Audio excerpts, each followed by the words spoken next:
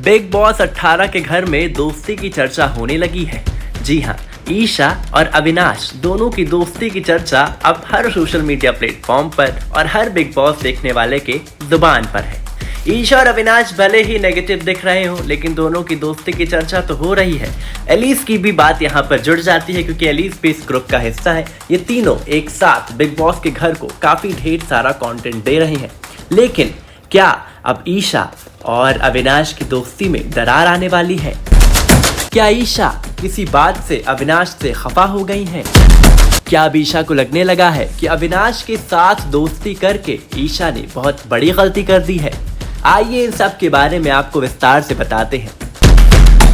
जब अविनाश घर से बेघर हो रहा था, एविक्ट हो रहा था, तो ईशा सबसे ज्यादा रो रही थी और कह रही थी कि वो घर से बेघर हो जाएगी अविनाश के साथ। एलिस ने भी यही कहा, लेकिन एलिस के दिमाग में था कि उसका कॉन्ट्रैक्ट है, वो ऐसा नहीं कर सकती। लेकिन ईशा बिना डरे ये सब बोल रही थी कि वो अविनाश के साथ ही घर से बेघर हो जाएगी। हालांकि अंत में न कोई भी घर से बेघर नहीं हुआ, लेकिन अब ऐसा क्या हुआ कि ईशा अविनाश से खफा हो गई है और अपनी दोस्ती पर शक करने लगी है।